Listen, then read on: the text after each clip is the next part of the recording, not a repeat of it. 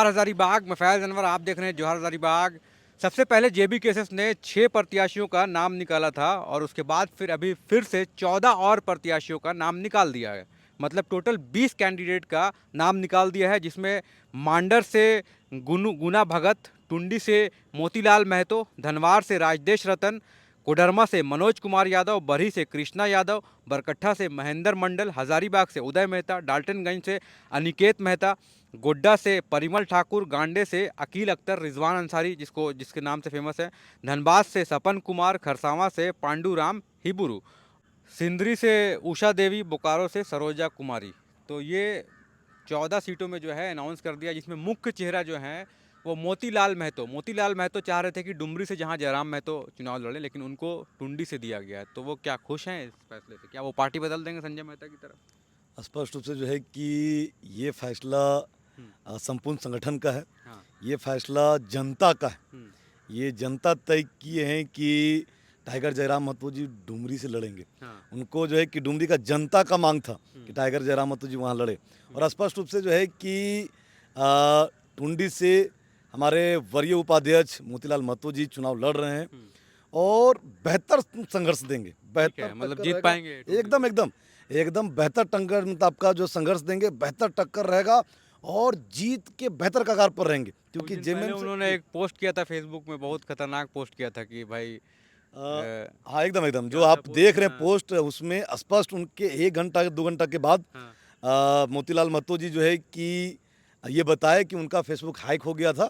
हाँ, और ये तो वो वापस हो गया। कैसे हैक हो हाँ, जाएगा? रही आधा बात घंटा है। के लिए कहीं हैक होता है फेसबुक? देखिए रही बात है हाँ। कि जो हाँ। मोतीलाल दा बोले, हाँ। मैं आपको बता रहा हूँ। अब सच्चाई क्या है वो वहाँ जाने, लेकिन ये तो तय है कि डुमरी के जनता का मांग था, संगठन का मांग था, संपूर्ण संगठन के पदाधिकारियों का मांग था कि जयराम महतो जी डुमरी लड़े। और मोतीलाल महतो गुस्सा हो गए थे, है ना? नहीं, मोतीलाल दा हमको तो नहीं लगता है कि गुस्सा होंगे, काहे कि जहाँ अगर देखा जाए तो शुरू के आंदोलन के शुरुआत से हाँ। मोतीलाल दा जो है कि कंधों से कंधा मिला करके जो है कि आपका जयराम महतो जी के साथ लगे हुए हैं। और हमको तो नहीं लगता है कि इतने छोटे छोटे बात को लेकर के जो है कि वो संगठन से रूस्ट होंगे। उनको ये पता है कि झारखंड में जितने सीट आएंगे, जितना बेहतर होगा झारखंड की राजनीति में, जो भी कर पाएंगे जेबी केसेस में, उनका अहम योगदान रहेगा। और वास्तविक में संगठन में मोतीलाल महतो जी का बहुत बेहतर योगदान है और वो रूस्ट नहीं होंगे। स्पष्ट रूप से टुंडी भी बहुत बेहतर क्षेत्र है, एकदम जीतेंगे। तो देखते हैं टुंडी मोतीलाल महतो जीत पाते हैं कि नहीं।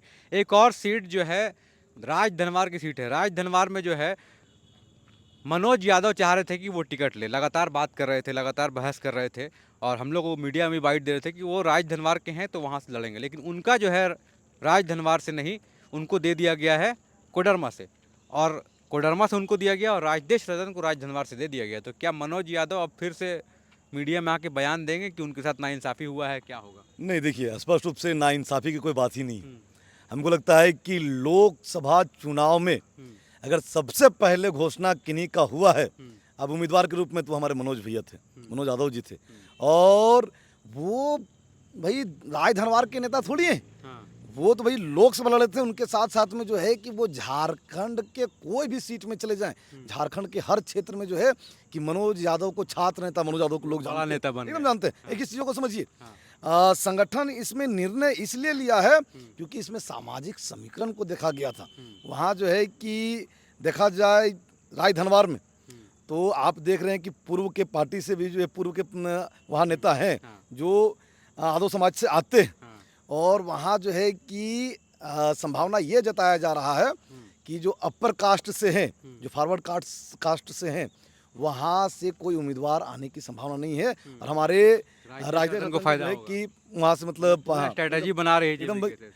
देखिए सामाजिक समीकरण तो हर एक पॉलिटिकल पार्टी बनाती है और प्रयास किया जाता है कि भाई हर एक सामाजिक संगठन को लेकर के चला जाए। लेकिन फिर भी मनोज यादव का मनचाहा सीट नहीं मिला ना। देखिए मनोज यादव जी स्पष्ट रूप से जो है कि आप देख रहे होंगे कोडरमा का सीट, एक आप देख ले, इतिहास उठा करके देख ले, वहाँ जो है कि मनोज यादव जी, मनोज भैया के समाज का ही नेता हमेशा रहा है, और वहाँ से वो बेहतर कर सकते हैं, वहाँ से बहुत बेहतर रिजल्ट ला सकते हैं।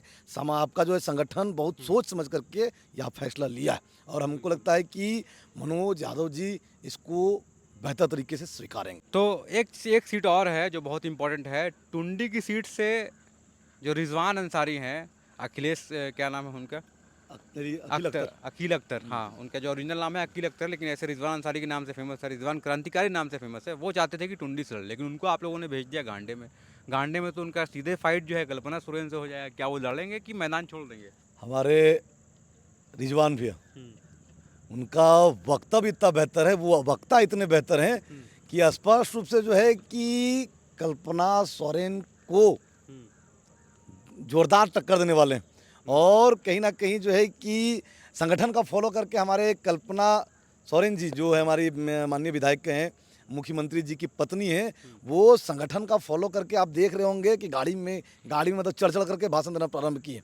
और हमको लगता है कि जो हमारे रिजवान भैया हैं वो अपने मन से वो सीट चयन किए हैं कि वो उस जगह पर जाए जहाँ जो हॉट सीट हो और वो बेहतर तरीके से चुनाव लड़े। तो देखना यही है कि क्या रिजवान अंसारी कल्पना सोरेन के सामने टिक पाएंगे कि नहीं टिक पाएंगे, क्योंकि कल्पना सोरेन जी ने उपचुनाव में बहुत अच्छे तरीके से इस बार चुनाव जीता है। उसके बाद हम आएंगे बरकट्ठा। बरकट्ठा में 2-3 प्रत्याशी थे, जैसे रविशंकर यादव हो गए और महेंद्र है। तो महेंद्र को आपने चुना है, आप लोगों ने चुना है। क्या लगता है, रविशंकर यादव छोड़ देंगे पार्टी, अलग पार्टी जाएंगे, या संजय मेहता के साथ जाएंगे, क्या करेंगे?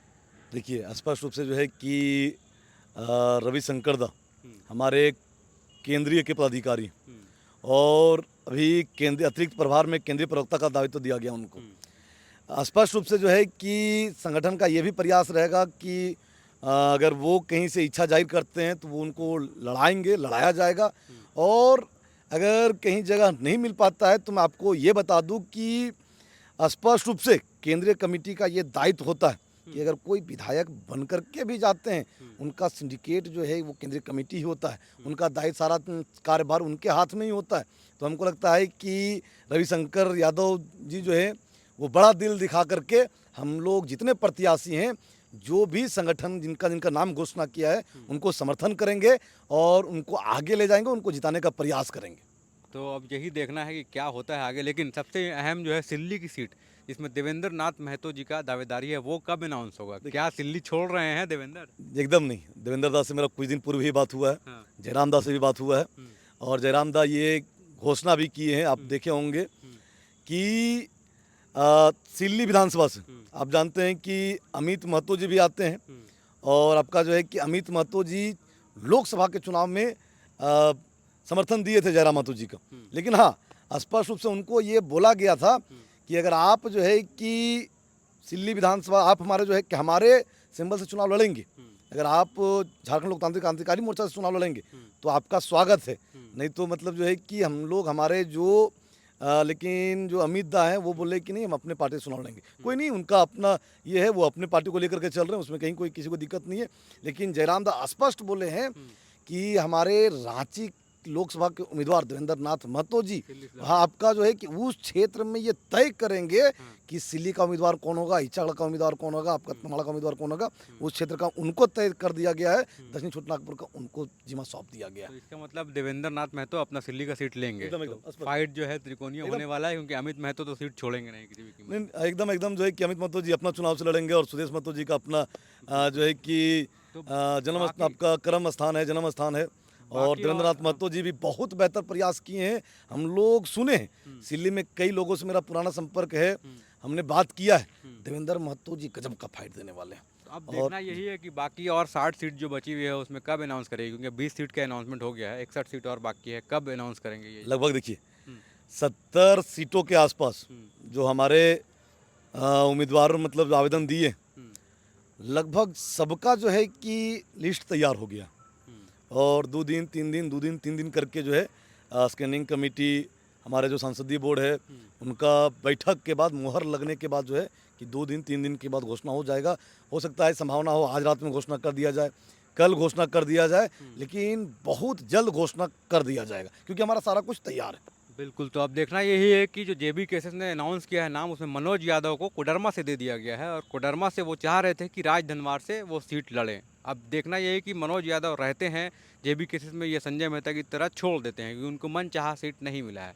और सिल्ली की सीट जिस पे सस्पेंस बना हुआ था वो अभी भी सस्पेंस बना हुआ है कि देवेंद्र नाथ महतो को वहाँ से टिकट मिलेगा कि नहीं मिलेगा, क्योंकि अभी तक अनाउंसमेंट नहीं हुआ है।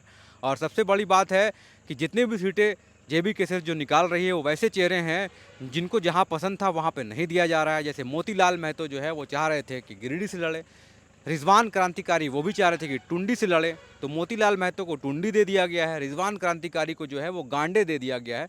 अब देखना यही कि जेबी केसेस इस विधानसभा चुनाव में कैसे फाइट करती है, खुल के फाइट करती है कि नहीं करती है। मेरे साथ हज़ारीबाग के उदय मेहता हैं जिनके बारे में आपने एक इंटरव्यू इसके पहले ज़रूर देखेंगे। ये कैसे कैंडिडेट है, कहाँ से हैं, इनके बारे में हम लोगों ने बात किया। लेकिन अभी हम लोग डिस्कस कर रहे थे जेबी केसेस के उन 14 प्रत्याशियों की जिनकी नाम सेकंड लिस्ट में आई है, और वो उसमें बड़े बड़े दिग्गज भी हैं जैसे मनोज यादव। कैसे लड़ेंगे, किस समीकरण में वो लोग जीतेंगे कि नहीं जीतेंगे, ये सारी बातें हम लोगों ने डिस्कस की। बहुत बहुत धन्यवाद। धन्यवाद।